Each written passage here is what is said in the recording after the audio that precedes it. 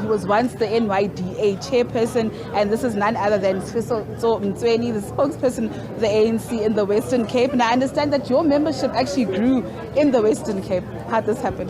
Good afternoon, Natasha and the viewers. Indeed, the organizational report has been presented. What has happened is that the membership of the Western Cape has been recorded as the highest. You'd remember in the last conference, Western Cape was actually the number last. We had 192 delegates. In this conference, it's the 7th largest, on top of Free State and Northern Cape, with a solid 287 delegates that are in attendance. So it's a feather in the head of the interim provincial committee that was put there to really unite the organization, rebuild the structures, and ultimately take the province to its conference. As we sit here today, 4 regional conferences have taken place. 2 are left. In the beginning of the new year, we should be able to hold a united provincial conference in the Western Cape. Any exact dates? As I recall, my colleague once had an interview with one of the officials down there, and the issue of money was a problem, hence you couldn't sit as a province. Yeah, of course, Western Cape is one province where we're not in government. We lost quite a number of municipalities in 2016. And of course, many people, nationally now, you can see that business and ANC, the relationship is becoming a bit complicated. But I think we have to rely on ensuring that the love that the people have for the ANC, particularly in that province, is maintained. We're able to put them into branches, into regions. And ultimately, yes, we don't have money. Even if we hold a conference at the school, that's what we are going to do. But I think what is critical, 2024 is around the corner.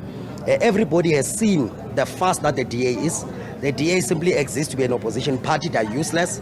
They've been unable to deliver services, particularly in areas as Khayelitsha, Delft, Nyanga, and many other areas. They are building bicycle lanes in Constantia. They are doing things that don't really benefit our people there. And I think people are waking up to the reality that the DA is nothing but an opposition party. So you need a strong ANC so that the people of the Western Cape can have hope again that they will receive the services that they deserve. Will a stronger ANC emerge out of this conference? Yesterday we heard the president saying that ANC members are to blame for the state of a weakened ANC. We have corruption that's riddling the party, factionalism as well, all these things that are happening.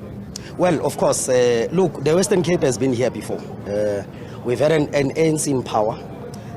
All these tendencies, factionalism, divisions, people putting their self-interests before the interests of the people, ultimately the people walked away. And I think the president was quite frank in that report of the NEC to say that what is viewed as divisions amongst the members in the main comes from the leadership themselves.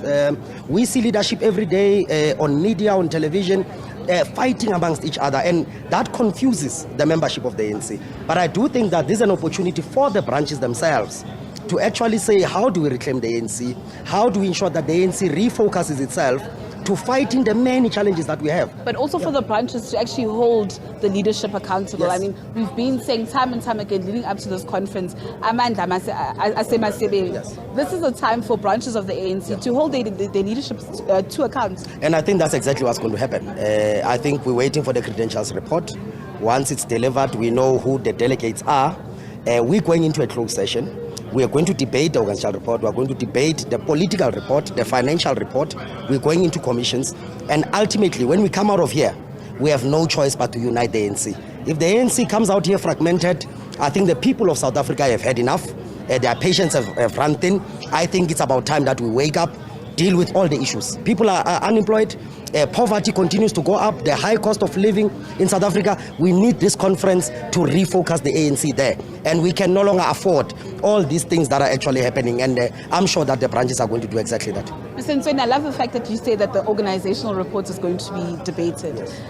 In the organizational report will be the Integrity Commission report on the issue of Phalaphala. If you're talking about branch members that need to hold leadership to account, does that include ANC President Cyril Ramaphosa? And does that mean that maybe coming out of this conference, will he be the president? Will he not be the president? Well, I think you're asking 2 questions. One, you would have seen on the program, the Integrity Committee report is a standalone item, so it's not on the organizational report. And that report will present the work that the Integrity Committee has done over the last 5 years. So that includes digital vibes, that includes Phalaphala, that includes all these other outstanding issues. There will be a report of the last 5 years. Everybody who has appeared there what was the verdict of the Integrity Committee. It will be presented to conference, and it's up to conference to hold whoever that is on that report that was found on the wrong side to account. And that means everybody. And coming to your second question, because we can't speak on something that we have not seen yet, what the branches of the ANC in the Western Cape in particular, they've overwhelmingly said, as much as there are all these problems, there's a path of renewal in the ANC, and we believe that that path must continue. Branches in the overwhelming majority have nominated President Cyril Ramaphosa to continue, and I think that's exactly what is going to happen. But we are not giving anyone a blank check. We want leadership that is accountable.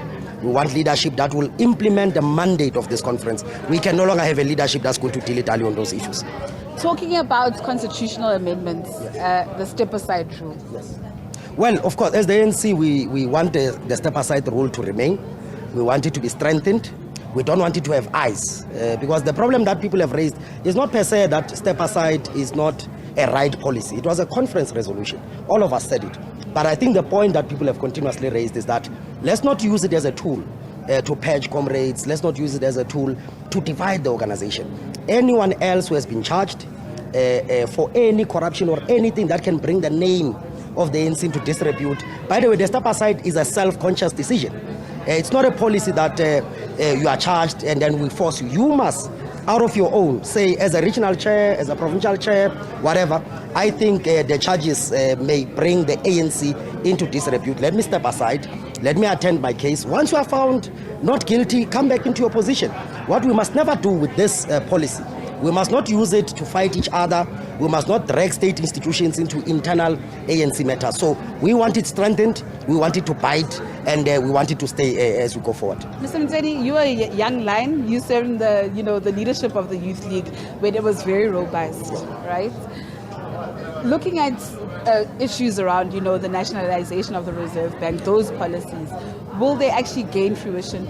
Well, you would have heard the political report yesterday. The president actually made a progress report. I was happy that he continuously struck a chord that private ownership of such a state or such an important institution can no longer continue. You cannot have a few private shareholders sitting somewhere there and dictating what must happen to the monetary policy. But beyond that, what we've actually said is that the mandate of the Reserve Bank itself must be broadened beyond inflation targeting. It must look into issues of job creation. It must look into issues of economic growth. And I think the president continues to say that there has been progress. The question of the state bank, for instance, there has been progress that was made. The national health insurance system is now in parliament. It's waiting to be passed. So there are resolutions that have actually been implemented. And I do think that, of course, the land issue remains a debate. But you know that the ANC drove it in parliament. We went into consultation everywhere. You need two-thirds majority. We presented the bill in front of Parliament. Of course, the EFF has always been claiming that they want expropriation of land without compensation. The only issue that South Africans have now seen is that it's used as a populist tool on their side. We've presented it to Parliament.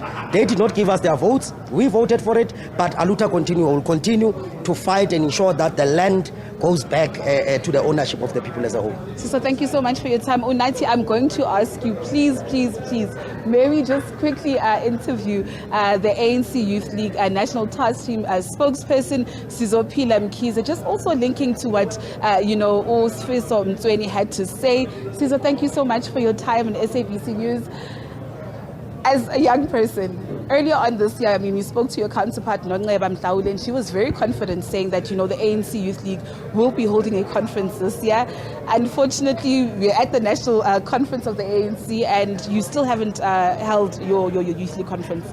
Yes, we still have not had our national congress of the ANC Youth League. Part of the reasons is that organizationally we are ready, but finances of the ANC have affected us being able to sit the Congress. That is why we even had to come to the conference of the ANC without the leadership elected of the ANC Youth League. So we come to a conference where the ANC NYTT has actually endorsed Zweli Mkhize as their president. Will he be coming back, or will he be coming out of this conference as president?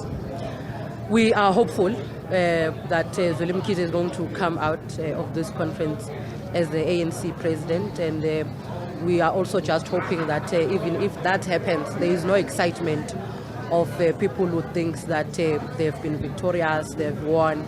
We must go and work for the people. Our people really are in disarray. That's losing hope in the ANC. And we want leadership that is going to restore hope immediately to the people. So time for celebrations. Whoever wins this conference, time for celebration is not there. People need services. People need to be well taken care of. They are tired of us telling them a story that the ANC fought for them. They know that, but they want food on the table. Yesterday we saw some branch delegates from KZN, regions of KZN, heckling ANC President Cyril Ramaphosa. Are you disappointed in their conduct? Well, the ANC KZN has a spokesperson, Comrade Mafiga Mdebele, and I'm part of the collective, but I'm not a spokesperson, so I can't really air my views on what transpired yesterday. Let's talk about the policies of the ANC. I mean, apart from this being an elective conference, policies need to be, passed. They need to be discussed. You were very critical earlier on this year at the policy conference of ANC deployees who were deployed to certain institutions and who weren't held accountable. Look, part of the things that this conference is supposed to do, except the howling, leave the howling that everyone is doing. One of the things that this conference is supposed to do is to hold leaders that were elected 5 years ago accountable. What is it that we have done in the mandate that we have given you? On issues of land expropriation without compensation, how far are you? On issues of economic development, how far are you? On issues of curbing the spread of your diseases, how far are you? How far are you with dealing with the issues of the people? It's things that must happen. Now, we are clear, and I know I'm not the only one. Many young people are very clear. 80 or 90% of those old people who are in the NEC currently, they are not going to come back. We're not going to be voting for any eldership, people who can't even walk to a stage, people who can't even attend an emergency because they can't run, their knees are painful. We're going to be putting young people. We're not also going to blindly vote for young people. Young people who are not part of the program of other young people are not going to be part of us. So young people who want to be yes ma'am and yes sirs of the elders, we are going to count them out. They are not going to be part of us. We're not going to play as the young leaders. And fortunately enough, 90% of the delegation here is young people. And of course, you've been on that list. You're actually on that list. Do you foresee yourself being in the next NEC? I know you can't preempt these things, but do you see branch delegates voting for Sizo Philamkisi? Sizo Philamkisi is not available to be in the NEC of the ANC. She just got elected in the PEC of KwaZulu-Natal, which I'm the youngest there. So really it can't be every conference is about me. There are many young, capable comrades like Joy Maimela that will be supporting to be part of the NEC, will be supporting Comrade Tsomtsweni, will be supporting other recent former leaders to vote and be, in the NEC. I don't think that it is fair to any person that when you are in a struggle, you centralize it in yourself. Today, I'm not fighting for myself. I'm fighting for all other young people. I'm fighting for their space. They must enter. They must lead the ANC. And congratulations on that. Sizo, let's also talk about another issue. I mean, we've heard various ANC members being quite critical of the current crop or the outgoing crop of the NEC. What do you think about the NEC? I mean, over the 5 years, was it weak? Was it not? Was this the weakest NEC that we've seen in the history of the ANC? Be honest. It was the weakest NEC ever. It was a crutch, that thing. It was not an NEC. In fact, meetings of COSA students is even better than what was happening there. It's an NEC meeting that was filled with self-centered people who spent 5 years running behind each other, who spent 5 years plotting against each other and not doing anything of what they were supposed to do. That is why, even in the policy conference, we were denied an opportunity to hear accountability from leadership because they know they have not done anything except fighting amongst themselves. And what do you think about the leadership of ANC President Cyril Ramaphosa? I think that he has been one person who has not been able to be decisive, the manner in which he was supposed to. Hence, it is why I believe that it's time we let someone else take a driving seat. And also, we have made a lot of progress as it relates to rural development, but in the last 5 years, I can't say that there's been any progress that we've made. So I believe that he can be good as an NEC member, Of course, we can't say that there is no experience that may be needed, because it can be good as an NEC member, come back as an NEC member, advise where possible. He has worked, unfortunately, just worked very bad for the past 5 years. But I believe that some of his experiences may be able to assist the ANC, but for now, not as a person who's in the driving seat. Do you believe in what he said, his sentiments, saying that ANC members are to blame for the position that the ANC is found in a weakened state? We can't be blamed as members of the ANC. It is leadership that is putting us against each other. These factions that you see here are created by leadership. Leaders, they fight about things that we do not even have any idea of. They come, they create cause within members. You've been seeing here, comrades are singing different names of different leaders. These leaders, at some point, they used to be friends. But when they started fighting, they went one by one and took members of the ANC to their own corners. Members of the ANC can't be blamed. Members of the ANC respect their leaders. So when a leader says this is right, that is where members of the ANC are going to go. So members of the ANC can't be blamed. The people that are ought to be blamed are those ones that everyone is singing about, including myself, the one that I'm singing about. The people that really must be blamed are those ones, because the factions in the ANC are what has led the ANC to what it is today. And factions are not started by members. They are not started at branch levels. Till now we see posters saying this is the incoming top 6. And then we follow suit because we think these ones are right, these ones are wrong. The next week you're going to see another poster. That is what we see. And these posters are not created by members of the ANC. Lastly, will the ANC Youth League be restored to its former glory of the days of Peter Mugaba, your Julius Malemas, Pule Mabes? The situation looks hopeless for now. But as much as it looks hopeless, I am hopeful that with the remaining years we have in the ANC Youth League, we can still be able to do justice. But it's quite a problem when you want to do justice, but you are using one hand trying to build, the other hand you must try and stop people who are fighting you. It's quite a difficult journey. Excuse me, but I believe that we can be able, if we're all committed, if we're not self-centered and thinking about ourselves, we can be able to bring the ANC League back to its former glory. Sizo, thank you so much for your time. Well, U90, number of guests that we've interviewed, starting by the ANC Women's League, of course, so they're from the Western Cape, and of course the ANC Youth League. I mean, just in her words, Sizo Mkhize saying that the future looks bleak for ANC Youth League members, but she remains hopeful that the ANC Youth League will be restored to its former glory. Of course, we'll be engaging with a number of other guests just leading up to that nomination process and the election of those top 6 officials. With that said, it's back to you in studio for now.